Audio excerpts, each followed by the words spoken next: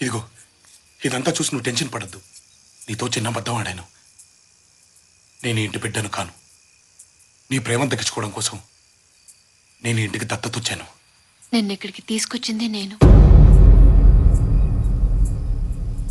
ఏంటి? అవునరా, ఎదుటి వాళ్ళ ప్రాణం పోతే విలవిల్లాడిపోతా. ఇక్కడ ఈ ప్రాంతం మొత్తం విలవిల్లాడిపోతుంది. ఇక్కడ గొడవల్లో తన తండ్రి పోయారని మీ బావగారు, తన తండ్రికి కళ్ళు పోయాయని నీళ్ళవేణి గర్వంగా చెప్పుకున్నారు. బట్ మా నాన్న భయంతో పారిపోయారు తెలుసా. వేల కోట్లు సంపాదించాడు. అయినా ఈ ఇంటి గుమ్మం ఎక్కడానికి సిగ్గుపడి బయటే నిలబడ్డాడు. చూసావు కదా, ఆ తప్పుని సరిదిద్ది ఈ ఇంటి పరువుని నిలబట్టే అవకాశం నాకు నీ రూపంలో వచ్చింది. అలాగని నువ్వంటే ప్రేమ లేక కాదు, నిన్ను చంపుకోవాలని కాదు, నువ్వంటే నాకు పిచ్చి. ఆ ప్రయత్నంలో జరగరానిది జరిగితే చావులో కూడా నీ వెంటే ఉంటానురా. రేపు ఉదయం నువ్వు గుడి దగ్గర తాంబూలం తీసుకోవాల్సిందేరా. శుభకార్యాలకి పెళ్లికి తాంబూలాలు తీసుకోవడం చూసాం కానీ చంపుకోవడానికి తాంబూలాలు తీసుకోవడం ఏంట్రా? బాబో వాయు, అందరూ కలిసి కట్టింగ్ ప్రాసెస్ ని ఏ లెవెల్లో ప్లాన్ చేశారా? ఆడదాని కోసం రాజ్యాలు పోగొట్టుకున్నారట. తొక్కలో రాజ్యాలు. ఇక్కడ 63 లక్షలు సగరాగిపోయింది. చేపతో వినట్టు ఏ లెవెల్లో తోమారా? అవునరా, అసలు ఈ ప్లాన్ కి మొత్తం ఆజ్యం పోసింది నువ్వే కదా.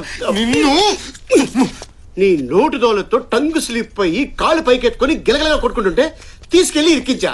నాదా తప్పు? కానీ ఒక మాట నిజం బావా, వాళ్ళు నీ మీద చాలా ఆశలు పెట్టుకున్నారు. నాకు మాత్రం లేదంట్రా. అమ్మా, కైలు, ఒక మంచి ఫ్యామిలీ వదిలి వెళ్ళిపోవాలంటే నాకు కష్టంగానే ఉందిరా. కానీ చంపుకోవడాలేంట్రా? ఒరే, 25 ఏళ్లగా ఇంటి బిడ్డ లేకపోతే ఈ చంపుకోవడాలు లేవుగా. ఇప్పుడు మనం వెళ్ళిపోతే ఇవన్నీ ఆగిపోతాయిగా. అంటే టోటల్ గా వదిలేస్తామా? లేదురా, వీళ్ళు కొట్టుకొచ్చేది 2 రోజులేగా. ఈ 2 రోజులు ఎస్కేప్ అయిపోదాం. ఏ గొడవ ఉండదు. జాతర అయిపోగానే తిరిగి వచ్చేద్దాంరా. మహా అంటే ఏమంటారా? పారిపోయాడంటారా? పిరికోడంటారా? ఓడిపోయానంటారా? నన్ను ఏమన్నా పర్లేదురా, కానీ వీళ్ళు హ్యాపీగా ఉంటారు కదా, అది చాలరా. పద.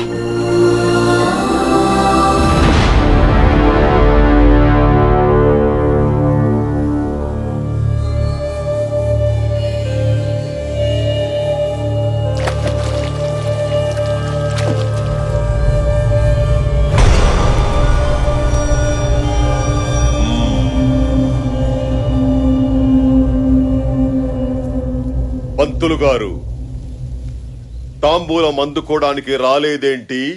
భయంతో గుండె జారిందా? మగతనం చచ్చిందా? తాంబూలం పుచ్చుకోవడానికి రాలేదంటే ఓటమిని అంగీకరించినట్లే కదా. వాడింటికెళ్ళి దీర్ఘాయుష్మాన్ భవాని దీవించావంటే మేము చావాలనేగా.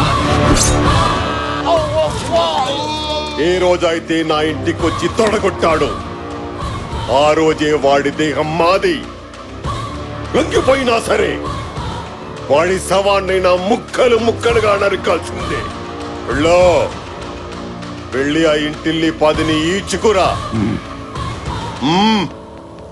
ఆ ఇంటి ఆడవాళ్ల మీద అణుచరుల చెయ్యి పడకూడదు, మన చెయ్యే పడాలి.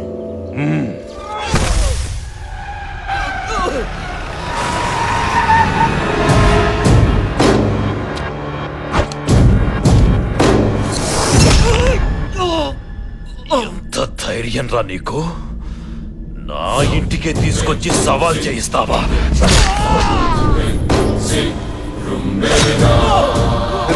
అరుపులేంది? వీడిని గుర్రాన్ని కట్టొదిలేయండి.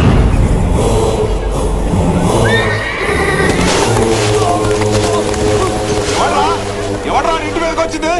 ఎవడ్రాడా?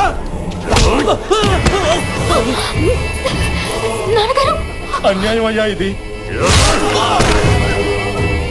ఏవే, మా బిడ్డలు చచ్చిన ఆ ఇంటి బిడ్డ వస్తాడన్నావుగా, ఏడే పారిపోయాడా? తొందరపడతావెందుకు? సింహం 4 అడుగులు వెనక్కేసిందంటే ఎగిరి పీక కొరకడానికే వస్తాడ్రా. అమ్మయ్యా, ఒక పెద్ద యుద్ధంలోంచి బయటపడిపోతున్నావురా.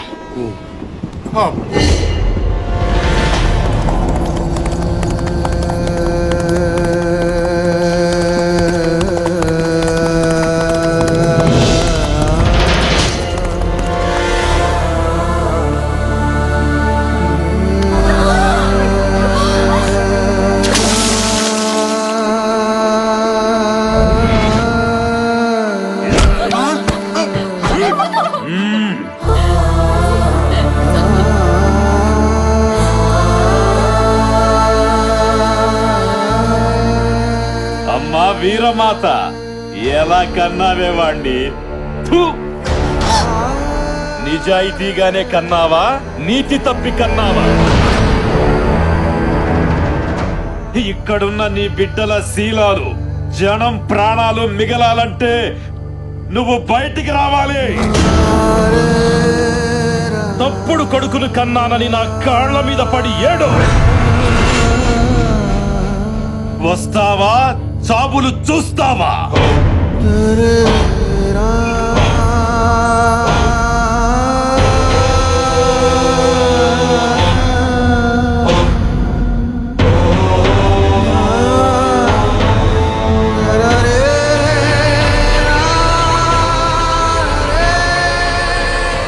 మా కాళ్ళుంది మీరు మొక్కడానికే, మిమ్మల్ని తొక్కడానికి.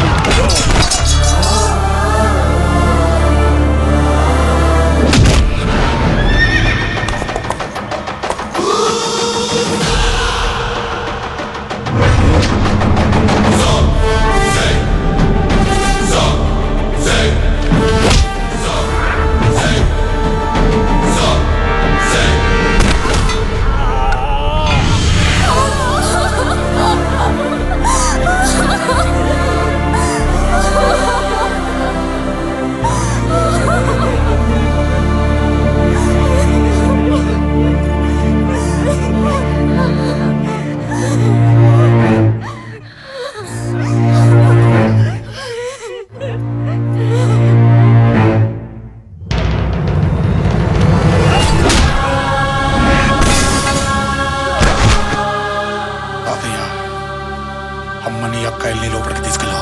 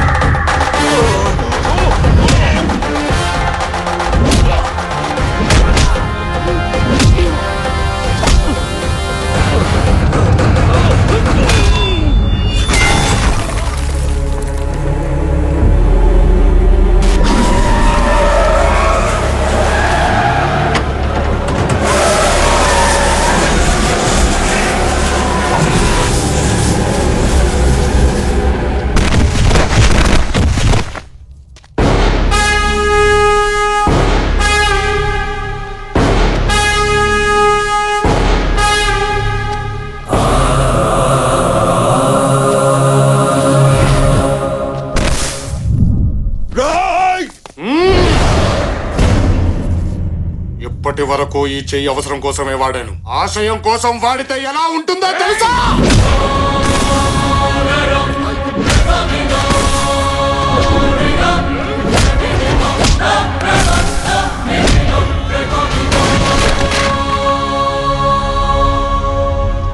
నా దేహం నీదా, చచ్చినా వదిలిపెట్టవా? బ్రతుకుని సృష్టించేది బ్రహ్మ, బ్రతుకుని ముగిచ్చేది బ్రహ్మ. ఆ రెండిటి మధ్యలో వాడు దొంగవుతాడో దొరవుతాడో నీ పొగుడవుతాడో బ్రహ్మ రాతను మార్చడానికి నువ్వెవడివిరా నీ? ఏయ్! మా గురించి ఈ ప్రాంత చరిత్ర గురించి తెలియకుండా మాట్లాడుతున్నా. చరిత్ర సృష్టించేవాడెప్పుడు చెప్పినాడు, గుండె తమ్ముల్లో నుంచి పుడతాడు, నిలబడతాడు, మొదలు పెడతాడు, చరిత్ర సృష్టించే తిరిగి వెళతాడు. అది కాదనుకుంటేనే ఇలా కొట్టానంటే, ఒక్కసారి ఊరు నాది, వంశం నాది, జనాలు నా వాళ్ళు, వాళ్ళ సమస్య నాది అని అనుకొని కొడితే అది ఈ ఇంకో 10 తరాలు నీ వంశంలో మగబిడ్డ పుట్టానంటేనే భయపడతాడు. నేను నిలబడ్డ ఈ నేల మీదొట్టు, నన్ను తాకుతున్న ఈ గాలి మీదొట్టు, నన్ను నీ మీద కదులుతున్న నా వంశం మీదొట్టు, నన్నే నమ్ముకున్న ఈ జనం మీదొట్టు.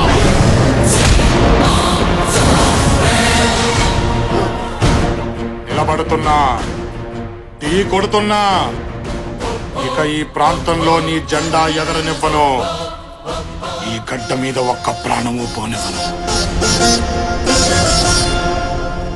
కెలకొద్దు.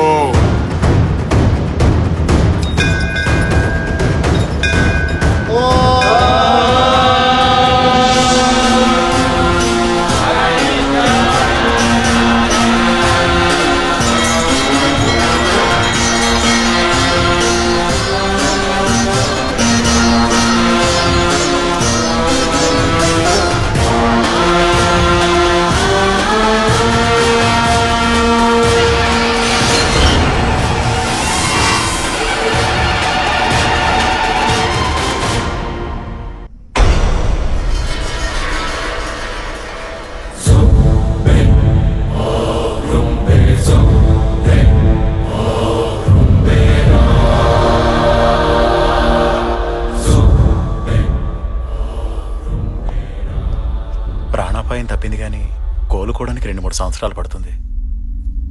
ఆ బతుకు అవసరమా? బిడ్డ బ్రతికుండడం మన అదృష్టమే కదండి. ఆడంగులకు నోడొచ్చాయంటే అది చాలు. అది చాలు మనమేం పగొట్టుకున్నామో చెప్పడానికి.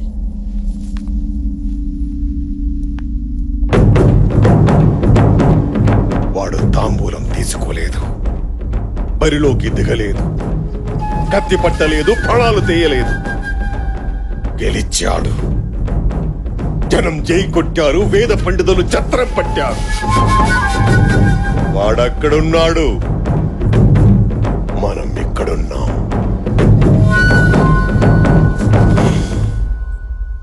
ఈ ప్రాణం అవసరమా?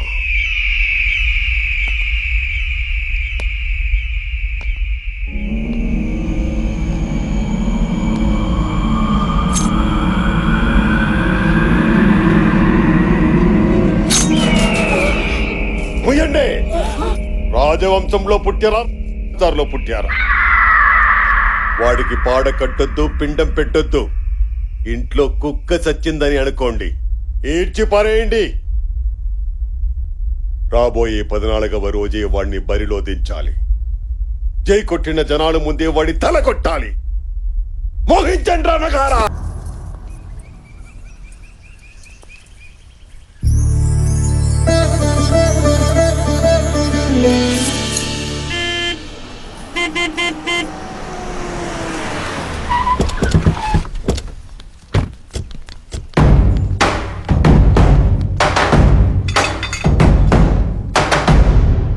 వీళ్ళందరూ మన చుట్టుపక్కల ఉన్న జమీందారులు బావా, మీ వంశానికి మద్దతుదారులు. చెప్పండి. 25 ఏళ్ల నుండి పరువు చచ్చి బతుకుతున్నాం బాబు. ఇన్నేళ్ల తర్వాత తాంబూలం రోజే శత్రువుని పరిగెత్తించావు. రేపు బరిలో మీ వెనకాల మేమందరం ఉంటాం బాబు. ప్రాణం పోయినా పర్వాలేదు. అయితే ఓ పని చేయండి, మీ పంట పొలాలు మొత్తం తగలబెట్టండి, మీ ఇళ్ళన్నీ కూల్చేయండి. పంట తగలట్టేస్తే తిండిలా బాబు? ఇళ్ళన్ని కూల్చేస్తే ఎక్కడుండాలి బాబు? చచ్చేవాడికి తిండెందుకు, ఇళ్ళెందుకు?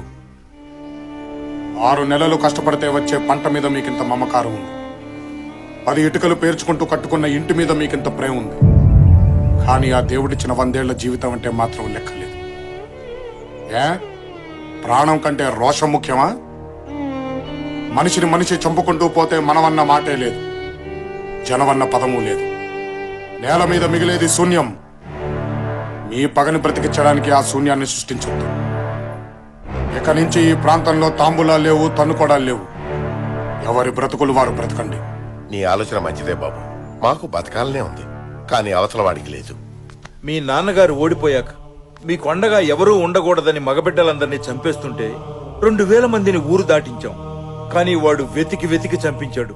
అందులో ఎందరు మిగిలారో తెలియదు. మీరొచ్చాక కూడా ఈ దిక్కుమాల్య బతికే బతకమంటారా? అక్కర్లేదు. నా అనేవాళ్లు లేని బ్రతుకెలా ఉంటుందో నాకు తెలుసు. ఇక నుంచి ఏ కంట్లోనూ కన్నీటి బొట్టు రాలదు, ఏ ఇంట్లోనూ కడుపు కోత వినిపించదు. మిమ్మల్ని అందరినీ కలిపే బాధ్యత నాది. నన్ను నమ్మండి.